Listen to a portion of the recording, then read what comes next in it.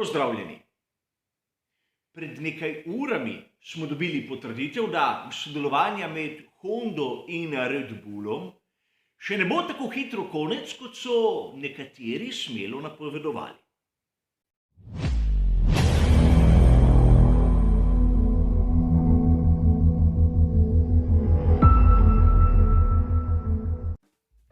Pred dnevi sem izrazil prav v posebnem prispevku vso svojo skepso o tem, da bodo pri Red Bullu v kratkem res postali pravi proizvajalci pogonskih sklopov. Danes smo dobili kar uradno potrditev, da temu še kar nekaj sezon ne bo tako.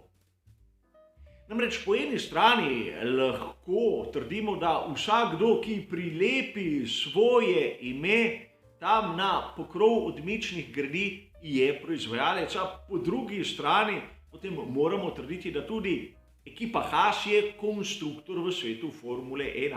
Čeprav uradno je res, tehnično še zdaleč ni tako.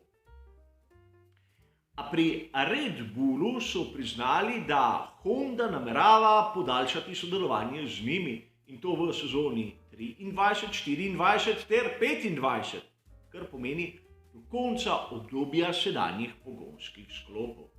Nekaj, v kar verjetno mnogi izmed nas sploh nismo dvomili. Ker so mnogi viri poročali, je bilo še pred meseci naslednje.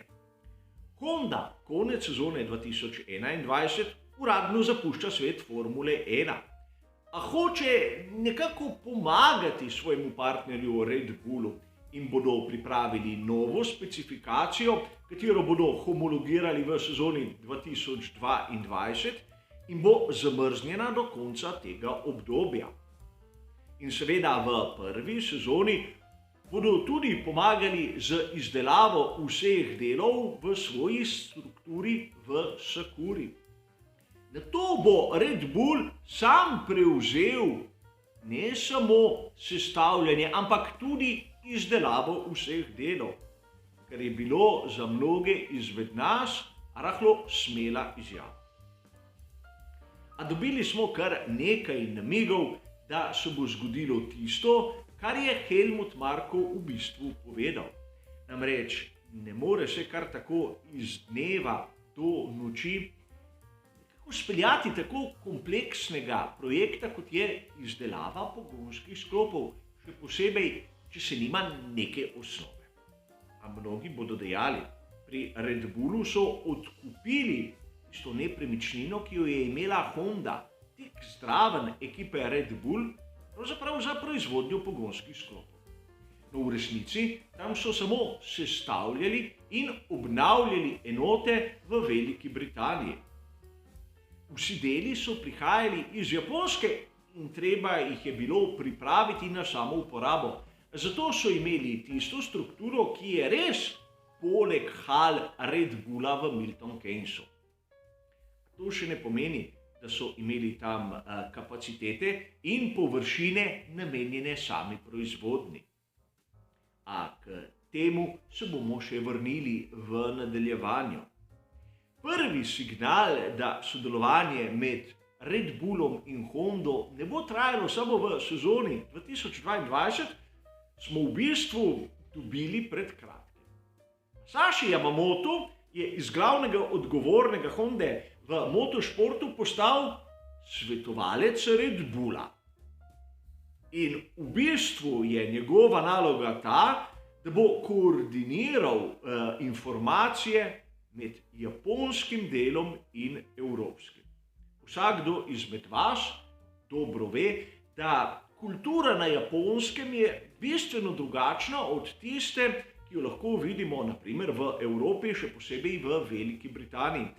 In potrebno je imeti nekoga, ki bo znal v pravi obliki prenesti te informacije z ene strani na drugo in iz druge strani na prvo.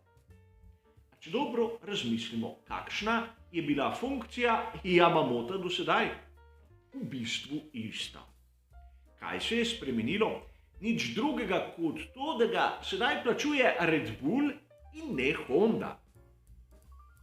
In kdo izmed vas v resnici misli, da so se za tako potezo odločili pri Hondi in pri Red Bullu samo za eno samo sezono. Ukolikor bi bilo to res, bi bila poteza res nespametna. Ampak ker vidimo sedaj, da se bo dogovor podaljšal naprimer za 3 sezone, je nekako logična. Yamamoto bo opravljal isto delo, kot ga je opravljal do sedaj in lahko rečemo dokaj uspešno. Le da Hondi ne bo treba plačevati tega strokovnjaka. In Honda v Formuli 1 je porabila ogromno denarja. Ne samo kot razvoj in izdelava pogonskih sklopov. Če se spomnimo, v času McLarena so baje prispevali na leto $130 milijonov. V obdobju Red Bulla so jim najmanj dobavljali zastonj pogonske sklope, tako njim kot Scuderii Toro Rosso oziroma Alfa Tauriju. Sedaj se bo zgodba obrnila. Red Bull bo plačeval Hondi zato, da bo lahko imel pogonske sklope, na katere bo prilepil svoje ime.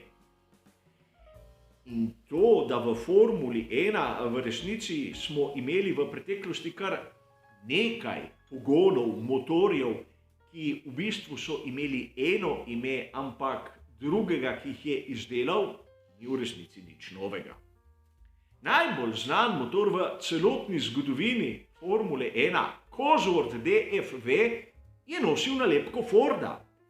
A tisti motor Forda od blizu videl ni.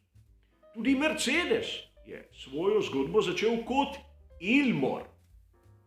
In seveda, marsikdo izmed vas se spomni, da v 90-ih letih smo videli motorje Yamaha v Formuli 1, ki niso bili nič drugega kot motorji Judd. In seveda, ne smemo tudi zaradi aktualnosti mimo Porscha. Uradno so se motorji klicali TAG, le mnogi novinarji so poudarjali, da jih je izdeloval Porsche. Torej, danes imamo pri Red Bullu podobno situacijo, kjer se bodo dobesedno tolkli po prsih in kazali, kako so sposobni izdelati pogonski sklop, v resnici se pa ne bo nič zgodilo drugačnega od tistega, kar smo videli v sezoni 2021. Le denarni tok bo šel v obratno smer. A v mnogih člankih bomo lahko sedaj prebirali, kako se bodo pri Red Bullu v resnici pripravljali za tisto novo generacijo pogonskih sklopov, tisto, o kateri bomo lahko nekako začeli razmišljati tam v sezoni 2026. A malce prej sem omenil, da pri Red Bullu zaenkrat še nimajo prvič kapacitet za izdelavo tega pogonskega sklopa. Imajo sestavljalnico in manjka jim še marsikaj drugega, da bi pravzaprav lahko izdelali določen del. Seveda, tudi pri drugih ekipah, ki proizvajajo pogonske sklope, imajo zunanje dobavitelje za določene komponente. Govorimo lahko o batih, govorimo lahko o ventilih in še bi lahko našteval. A pri Red Bullu dobesedno nimajo nič.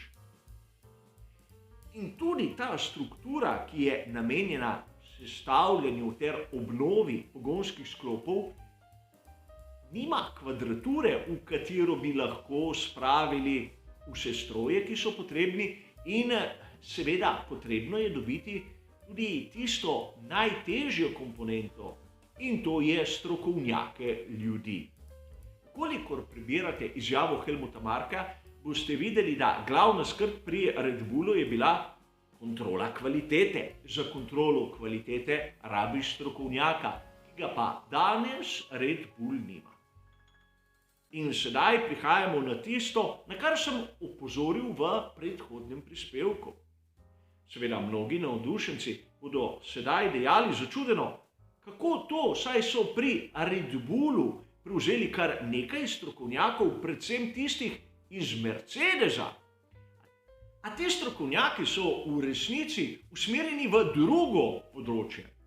V bistvu v sestavljanje pogonskega sklopa, v tiste težave, ki nastanejo pri praktičnem delu, ko je treba pogonski sklop spraviti skupaj in ga vgraditi v bolid, v sam inženiring ter realizacijo niso tako specializirani.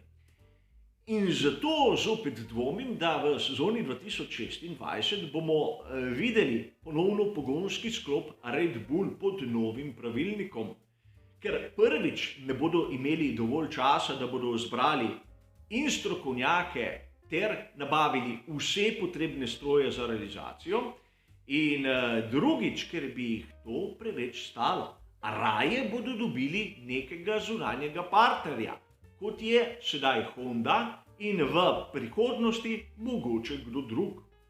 A po vsej verjetnosti, ukolikor bomo videli vstop skupine Volkswagen, se bodo pri Red Bullu kar hitro prikazali pred njihovimi vrati. In verjetno bomo videli take ter drugačne kombinacije, a do sezone 2026 je seveda še daleč.